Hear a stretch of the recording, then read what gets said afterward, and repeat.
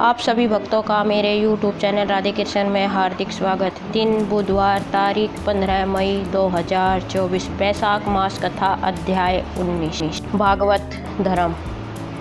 शिकारी ने कहा, भगवान ने हजारों करोड़ों की संख्या में जीव क्यों बनाए? वे भिन्न भिन्न गतिविधियों में विविध मार्गों और अनुसरणों में संलग्न दिखाई देते हैं। वे शाश्वत है, वे एक ही प्रकृति के नहीं है। ऐसा क्यों है? हे परम बुद्धिमान, सब कुछ विस्तार पूर्वक मेरे सामने सच्चा वर्णन करो। मैं इसके लिए ईमानदारी से अनुरोध करता हूँ। शंख ने कहा, वास्तव में जीवों के समूह 3 प्रकार के होते हैं, जिनमें से रजस, सत्व और तमस गुण होते हैं। रजस लोग राजस गतिविधियाँ करते हैं, तमस वाले लोग तामस गतिविधियाँ अपनाते हैं और सत्व वाले लोग सात्विक गतिविधियाँ अपनाते हैं। कभी कभी उनके एक जन्म से दूसरे जन्म के दौरान गुणों में अंतर आ जाता है। इसी कारण वे ऊंचे और नीचे प्रकार के कर्म करते हैं और उनका फल भोगते हैं। कुछ मामलों में उन्हें खुशी मिलती है, कुछ मामलों में उन्हें दुख का अनुभव होता है और कुछ मामलों में उन्हें दोनों सुख और दुख मिलते हैं। यह उन्हें उनके गुणों के अंतर के कारण प्राप्त होते हैं। तीनों गुणों से बंधे होने के कारण यह जीव प्रगति में शिष्ट रहते हैं। कर्मों के फल के संबंध में विविधता गुण और कर्मों के अनुसार होती है। फिर से यह व्यक्ति अर्थात व्यक्तिगत आत्माएं प्रगति और गुणों के अनुरूप हो जाते हैं। जो लोग प्रगति में रहते हैं, जो लोग इसका पालन करते हैं, वह प्रगति से उत्साहित होते हैं और वह प्रगति को अपने लक्ष्य के रूप में प्राप्त करते हैं। प्रगति के विरोध का कोई सवाल नहीं है। तमस ज़्यादातर दर्द और दुख का अनुभव करते हैं। उनकी सदैव तामस प्रवृत्तियाँ और गतिविधियाँ होती है। वह निर्दयी और क्रूर है। वह केवल नफरत से सक्रिय दुनिया में रहते हैं। राक्षस से आरंभ और पिशाच तक समाप्त होने वाले प्राणी तामस लक्षण को प्राप्त करते हैं। रजस गुण की प्रधानता वाले लोग मिश्रित स्वभाव के होते हैं। वे पाप भी करते हैं और पुण्य भी। पुण्य कर्मों के फलस्वरूप उन्हें स्वर्ग की प्राप्ति होती है। वे पापों के कारण कुछ स्थानों पर कष्ट भोगते हैं, इसलिए यह भोगों बार बार इस संसार में आते रहते हैं। पवित्र कर्म करने के आदि व्यक्ति दयालु, वफादार और ईर्ष्या रहित लोग सात्विक होते हैं। वह सत्व गुण अच्छे स्वभाव के कार्यों का पालन करते हैं। महान पराक्रमी और अशुद्धियों से रहित व्यक्ति गुण दूर हो जाने पर ऊपर की ओर बढ़ते हैं। इस प्रकार विभिन्न गतिविधियों में अलग अलग भावनाएं और अलग अलग तरीके होते हैं। विष्णु महान भगवान अपने स्वरूप को प्राप्त करने के उद्देश्य से उनसे उनके अंतर्निहित गुणों और कर्मों के अनुसार कार्य कराते हैं। चूँकि विष्णु पूर्ण कामा, जिसने सभी इच्छाओं को प्राप्त कर लिया है, उनमें से फल वितरण में असमानता या पश्चाताप है और न ही निर्माता है। वह सृष्टि तथा संहार का कार्य निष्पक्ष भाव से करता है। वह सभी अपने अपने कर्मों का फल अपने अपने गुणों के अनुसार प्राप्त करते हैं। एक बादल एक बगीचे में लगे सभी पेड़ों पर समान रूप से वर्षा करता है। इसी प्रकार एक ही नहर सभी पेड़ों को समान रूप से पानी प्रदान करती है। इसलिए हम बाग लगाने वाले पर किसी भी तरह से पक्षपात और निर्दयता का आरोप नहीं लगा सकते। शिकारी ने पूछा, हे मुनिवर, इन अपने कर्मों का फल पूर्ण रूप से भोग चुके व्यक्तियों की मुक्ति कब होगी?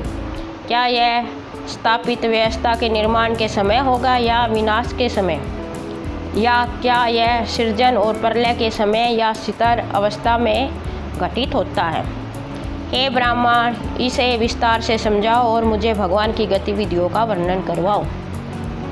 शंख ने कहा, 4 युगों के 1000 सेठ को ब्रह्मा का एक दिन कहा जाता है। उसकी एक रात भी इतनी ही अवधि की होती है। दिन और रात मिलकर एक पूरा दिन बनते हैं। ऐसे 15 पूर्ण दिन एक पक्ष बनाते हैं। एक माह में ऐसे 2 पक्ष होते हैं। वे 2 महीनों को एक साथ एक ऋतु कहते हैं और ऐसे 3 ऋतु मिलकर एक अयन बनाते हैं। 2 अयन से 1 वर्ष बनता है। यदि ऐसे 100 वर्ष बीत जाए तो वह ब्रह्मा का एक कल्प कहलाता है। वेदों के जानकारों के मत से प्रलय की अवधि उतनी ही होती है जितनी एक ब्रह्म कल्प की होती है। प्रलय विनाश 3 प्रकार का होता है। मानव जब मनु का काल पूरा हो जाता है। दैनिक अर्थात ब्रह्मा के एक दिन के अंत में होने वाला ब्रह्मा के निधन पर ब्रह्म प्रलय होता है। मनु का प्रलय ब्रह्म के मुहूर्त के अंत में माना जाता है। जब ऐसे 14 प्रलय उचित क्रम में होते हैं। अब मैं फिर से बताऊंगा प्रलय के दौरान की स्थिति। एक मनवंतर के बाद केवल 3 लोक नष्ट हो जाते हैं।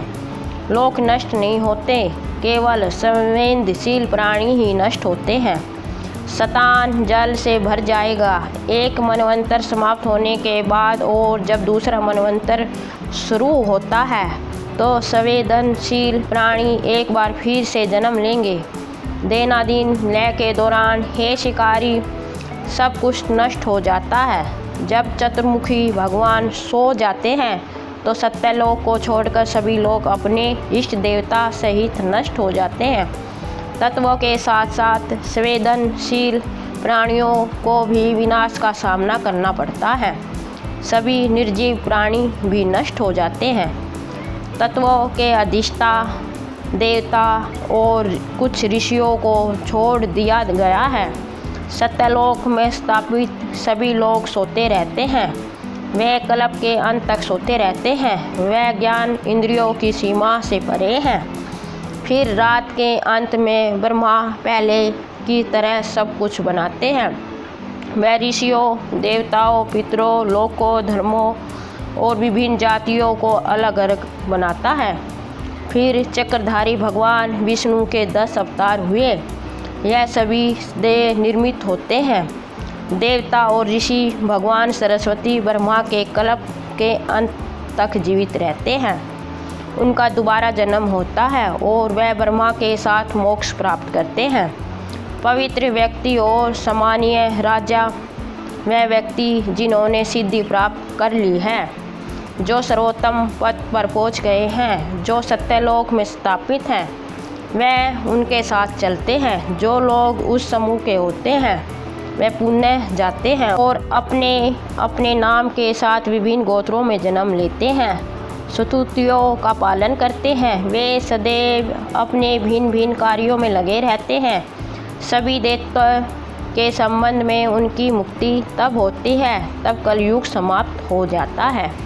जिनका निवास नरक है वह कली सहित अपने लक्ष्य को प्राप्त करते हैं। जो लोग अपने समूह में स्थापित होते हैं और उनके नाम वाले अन्य लोग अपने कर्म के अनुसार पुण्य जन्म लेते हैं और फिर अपने अपने कर्तव्यों का पालन करते हैं।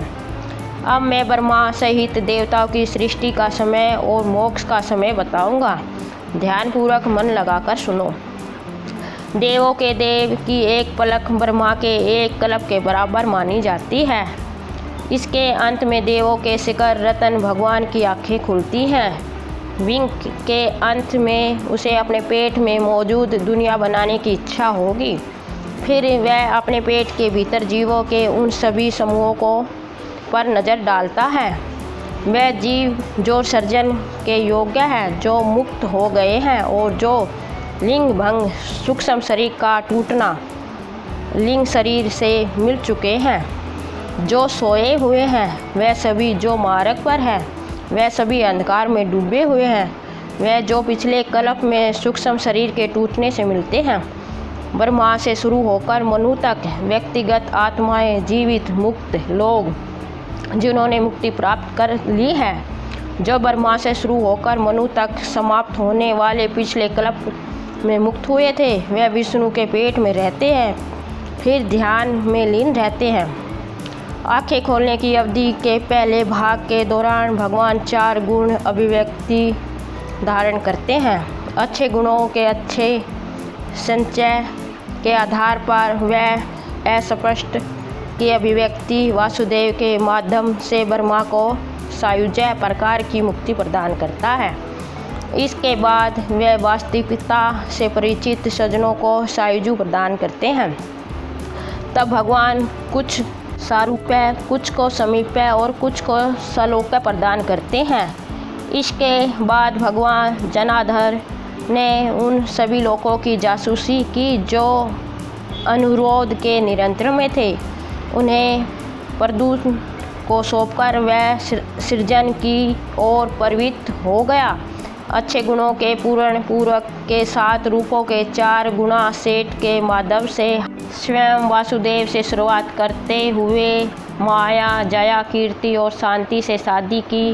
उनके सहयोग से 4 गुणा अभिव्यक्ति की प्रगति के भगवान ने विधिवत कार्यों और स्वभाव की दुनिया का निर्माण किया। हालांकि वह स्वयं पूर्ण कामा, जिसने सभी इच्छाओं को महसूस किया है।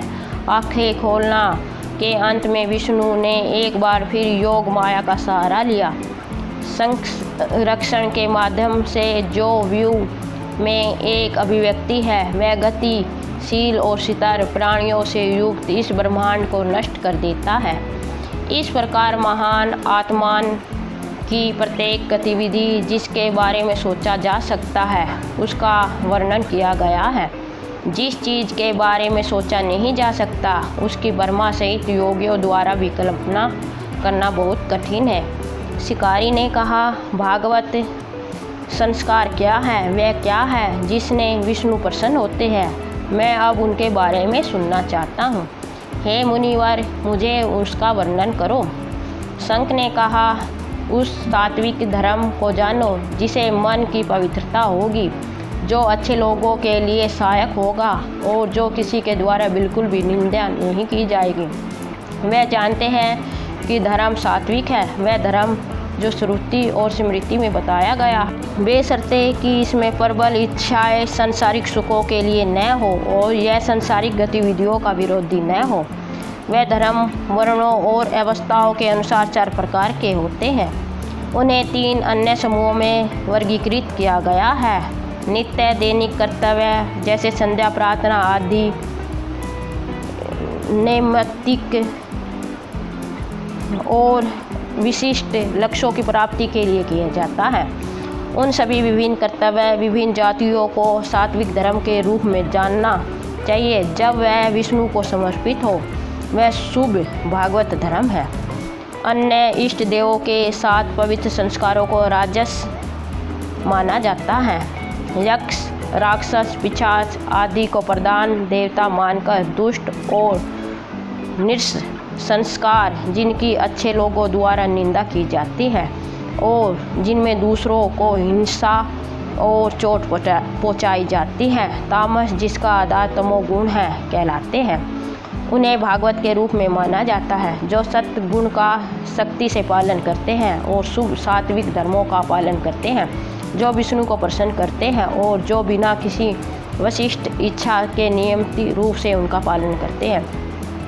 वे वास्तव में भागवत है, जिनका मन सदैव विष्णु से जुड़ा रहता है, जिनकी जीभ में भगवान का नाम विद्यमान है और जिसके हृदय में भगवान के चरण प्रतिष्ठित हैं, जो अच्छे आचरण में लगे हुए, जो सभी की सहायता करते हैं और जो हमेशा ममता, मेरेपन, स्वार्थ की भावना से मुक्त रहते हैं, उन्हें भागवत कहा जाता है। जो लोग शास्त्रों और अपने गुरु, पवित्र और सम्मानीय पुरुषों और अच्छे कार्यों में पूर्ण विश्वास रखते हैं और जो हमेशा विष्णु के प्रति समर्पित रहते हैं, वे भागवत कहलाते हैं। भागवतों द्वारा सम्मानित जो विष्णु को सदैव प्रिय है और जो श्रुतियाँ और स्मृतियों पर निर्धारित है, वे शाश्वत माने जाते हैं। जिन लोगों का मन विषय भोगों से आकर्षित होता है, उनके लिए सभी देशों में घूमने, सभी पवित्र अनुष्ठानों को देखने और सभी धर्मों को सुनने से कोई लाभ नहीं होता। जैसे कि एक किन्नर के संबंध में एक उत्कृष्ट युवा महिला होती है। धर्मपरायण और सम्मानीय पुरुषों को देखने मात्र से अच्छे लोगों का मन चंद्रमा की किरणों के संपर्क में आने वाले चंद्रकांतिशील के टुकड़ों की तरह पिघलने लगता है। कुछ स्थानों पर उत्तम शास्त्रों के श्रवण से सत्पुरुषों का मन इंद्रिय सुखों से अप्रभावित होकर सूर्य की किरणों के संपर्क में सूर्यमणि के समान शुद्ध और देदीप्यमान रहता है।